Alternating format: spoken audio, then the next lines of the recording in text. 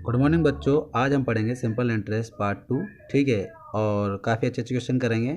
जल्दी से आप चैनल सब्सक्राइब करें, सब्सक्राइब नहीं किया तो लाइक करें और दोस्तों को शेयर करें।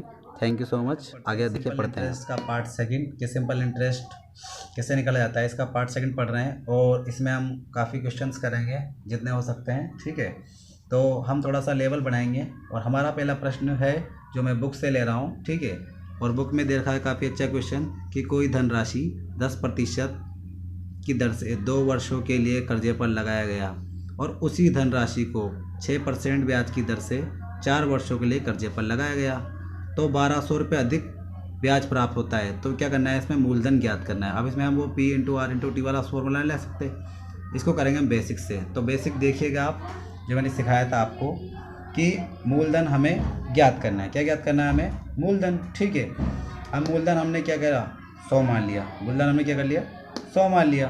अब ट्रिक मैंने सिखाई थी कि जब भी आपको सिंपल इंटरेस्ट यानी साधारण ब्याज निकालना है तो आर और टी का मल्टीप्लाई कर दो।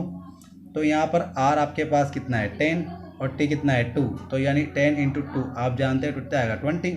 और ये जो 20 आता है, जितना परसेंट आता है वो किसका निकालते हैं, प्रिंसिपल का। और प्रिंसिपल हमने कितना माना है, 100। तो 100 का 20% निकालो, कितना जाएगा, 20। इसी प्रकार सेकंड कंडीशन देखिए, वो बोल रहा है कि यदि 6% दर होती और 4 वर्षों के लिए दिया जाता है, वही अमाउंट है। ठीक है, तो हमने क्या किया, आर इंटू टी कितना आ जाएगा, 24। तो 100 का क्या निकालना है, 24%, यानी अपने पास मूलधन का क्या निकालना है, 24% निकालना है। कितना आया, 24। ठीक है, अब यहाँ पर पहली कंडीशन में हमारे पास कितना था, 20, और यहाँ कितना है, 24। हमारा कितना ज़्यादा आ रहा है ब्याज, 4%। हमारे अकॉर्डिंग कितना आ रहा है, कैलकुलेशन के अकॉर्डिंग 4%, यानी हमारी भाषा में कितना आ रहा है, 4। ठीक है, और क्वेश्चन की भाषा में कितना दे रखा है, 1200। तो हमारी भाषा को क्या करना है, आपको क्वेश्चन की भाषा के बराबर करना है। ठीक है, 4 बराबर कितना है, 1200। तो 1 बराबर 1200/4। ठीक है, और हमने मूलधन कितना माना था, 100। तो 100 बराबर कितना है, 1200/4 इंटू 100। तो 4 से कितनी बार, 300 बार। तो कितना आ जाएगा मूलधन, 30,000 रुपये। ठीक है, एक बार इस क्लास को वापस रिवाइंड करके पीछे से देखना, आसानी से सिंपल मेथड समझाया, आसानी समझ में आएगा। अगला क्वेश्चन देखते हैं।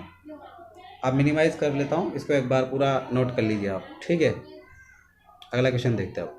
पढ़ते हैं अगला क्वेश्चन। ठीक है, ये लिखा रखा है हमारे पास, यदि कोई धन 10% ब्याज की दर से 5 तथा 3 वर्षों में साधारण ब्याज का अंतर कितना है, 180 है, तो धन राशि ज्ञात कीजिए। मतलब क्या कर रहा है वो, रेट तो सेम है, मतलब टाइम क्या है, चेंज कर रहा है। ठीक है, अब इसका सॉल्यूशन देखते हैं हम। ठीक है, कि हमें क्या ज्ञात करना है, इसमें मूलधन ज्ञात करना है। क्वेश्चन को अच्छे से पढ़ लीजिए। यदि कोई धनराशि 10% साधारण ब्याज की दर से, यानी सिंपल इंटरेस्ट ही है, ठीक है, 5 वर्ष तथा 3 वर्षों के लिए अंतर कितना है, 180 रुपये, तो मूलधन ज्ञात कीजिए। ठीक है, हमारे पास मूलधन कितना है, 100 मान लिया। ठीक है, और मैंने बता रखा है आपको कि यदि मूलधन पूछता है तो रेट और टाइम में क्या करना है, गुणा करना है। तो यहाँ पहली कंडीशन में रेट कितनी है हमारे पास, 10, और टाइम कितना है, 5 ईयर। तो रेट इंटू टाइम यानी 15, यानी हमारे पास कितना आ जाएगा, 50। ठीक है, दूसरी कंडीशन में वही रेट इंटू टाइम का मल्टीप्लाई करो, 10, रेट वही की वही है, और टाइम कितना हो गया, 3 हो गया। 5 से कितना हो गया, 3 घट गया, तो कितना हो गया, 30। अब वो क्या बोल रहा है, एसआई का अंतर। ठीक है, और यहाँ हमारे अकॉर्डिंग अंतर कितना आ रहा है, 20। तो हमारे अकॉर्डिंग जो हमारी भाषा में वो है, और क्वेश्चन की भाषा में कितना है, हमारी भाषा को क्वेश्चन की भाषा के क्या करना है, बराबर करना है। तो 20 बराबर कितना कर दोगे, 180, और 1 बराबर कितना हो जाएगा, 180/20। और 100 का निकालना है तो 180/20 इंटू 100। ठीक है, कितनी बार कट जाएगा, 9 बार, यानी हमारे पास मूलधन कितना आ गया कि 900 रुपये को। ठीक है, हमारे पास ये आंसर हो गया। मैंने मिनिमाइज कर दिया है ताकि आप पूरे क्वेश्चन को एक बार देख लीजिए। अगला क्वेश्चन देखते हैं। तो बच्चों देखिए हमारा थर्ड क्वेश्चन। ठीक है, बुक से अंदर लिखा रहा हूँ मैं, साधारण ब्याज की दर से 3 वर्षों में 800 रुपये के 920 रुपये हो जाता है। यदि ब्याज की दर 3% बढ़ जाए तो राशि कितनी हो जाएगी। यानी आपसे बोल रहा है कि मिश्र धन 920 से बढ़कर कितना हो जाएगा, ये हम देखते हैं। ठीक है, और मेथड वही हमारे पास कि हमें दे रखा है मूलधन कितना, 800 रुपये। ठीक है, ये मूलधन दे रखा है 800 रुपये। ठीक है, इसके बाद मिश्र धन कितना हो रहा है, 920 रुपये, यानी कुछ ना कुछ प्रतिशत दर रही होगी। ठीक है, वो हमें क्या करनी है, ज्ञात करनी है। और टाइम हमारे पास 3 ईयर। अब आपको पता है कि मिश्रधन यानी मिश्रधन में से क्या करोगे, मूलधन घटाओगे, तो हमारे पास क्या आ जाएगा, ब्याज आ जाएगा। और मैंने फॉर्मूला बताया कि R प्रतिशत ज्ञात करना है, तो I × 100 अपॉन में P × T। ठीक है, ये 120 रख दिया, ये 100 अपॉन यहाँ पर 800 इंटू 3, ठीक है, ये 2 जीरो से 2 जीरो कैंसिल, ठीक है, ये 3 से कितनी बार 40 बार, और ये 8 से कितनी बार 5 बार, यह हमारे पास कितना आ गया आर बराबर हमारे पास आ गई 5%, ठीक है। अब वो क्वेश्चन में बोल रहा है कि आर 3% बढ़ा दी जाए, ठीक है, तो इंटरेस्ट क्या होगा, ठीक है, तो हमें इंटरेस्ट निकालना है, तो हमारे पास P into R into T upon 100 वाला फॉर्मूला, ठीक है, P हमारे पास 800, आर क्या कर दिया हमने 3% बढ़ा दी, तो 5 से कितनी हो गई 3 8 इंटू हमारे पास टाइम कितना है 3, तो ये अपॉन में 100, तो 2 जीरो से 2 जीरो कैंसिल, तो 8 या 24 और इसको मल्टीप्लाई करो कितना आएगा 72, ठीक है। तो हमें मिश्रधन पूछ रहा है कि मिश्रधन कितना हो जाएगा, तो हमने जब रेट बढ़ाई 3% तो हमारे पास ब्याज कितना हुआ 72, और पहले कितना था 920, तो 920 प्लस 72 करोगे कितना आ जाएगा 992 आंसर, ठीक है। मैं मिनिमाइज़ कर रहा हूँ इसको, एक बार पूरा नोट कर लीजिए, ठीक है, और यदि कोई प्रॉब्लम है तो पीछे आप रिवाइंड करके देख सकते हैं। देखते हैं अगला क्वेश्चन, ठीक है, टाइप 5 का, ठीक है ना।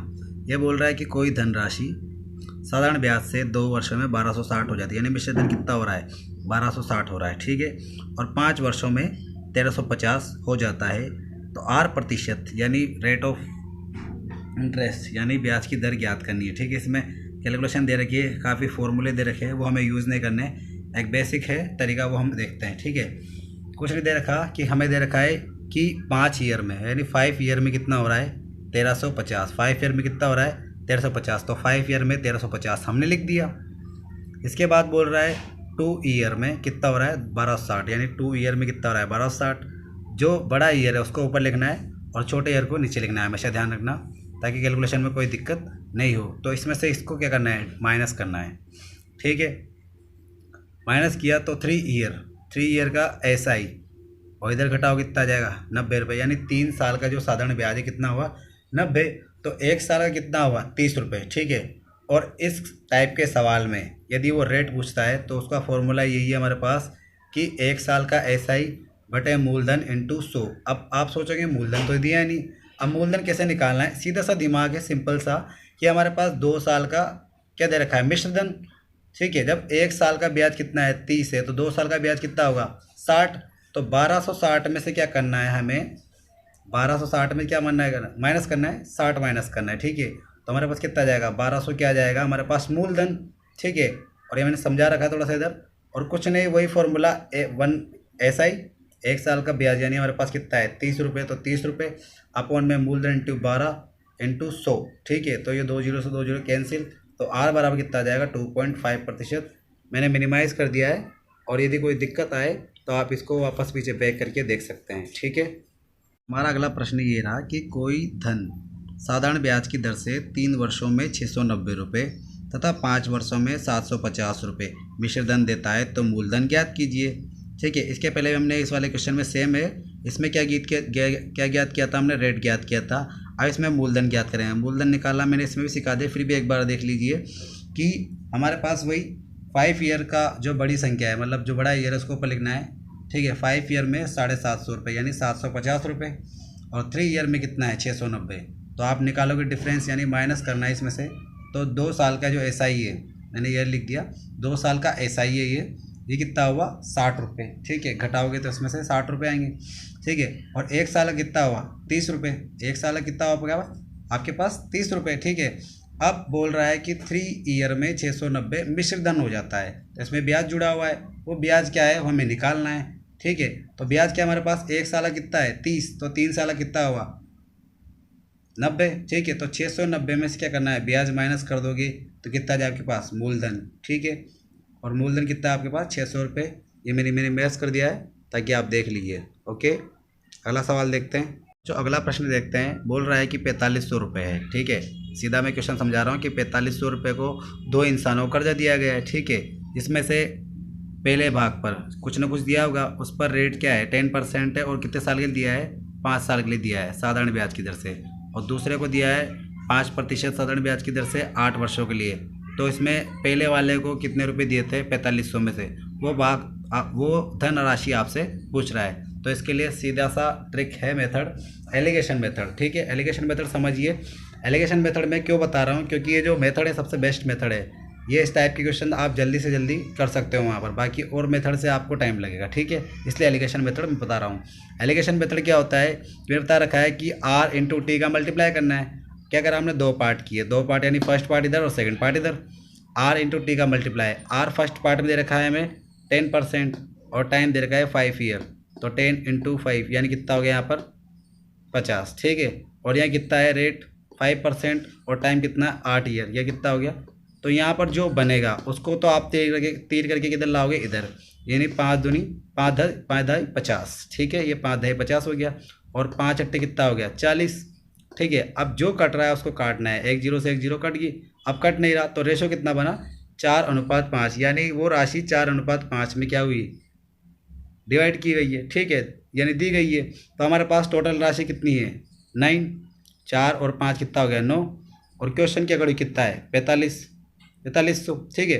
तो 9 बराबर 4500, तो 1 बराबर 4500 बटे 9, और कौन सा पार्ट पूछ रहा है, फर्स्ट पार्ट, तो 4 बराबर 4500 बटे 9 इंटू 4, तो 9 से कितनी बार कट जाएगा 500 बार, और 5 चौक कितना हो जाएगा 20, यानी 2000 रुपये आ जाएंगे, ठीक है। एलिगेशन मेथड सबसे बेस्ट मेथड है, ठीक है। और बाकी क्वेश्चन हम अगले क्लास में पार्ट 3 में जितने भी क्वेश्चन होंगे वो करेंगे, मैंने रिवाइज कर दिया है, बाकी आप देख लेना। Okay, thank you. अधिक से अधिक सब्सक्राइब करें, लिंक को शेयर करें, और कुछ प्रॉब्लम हो तो मुझे कमेंट बॉक्स में पूछ लीजिएगा। Thank you.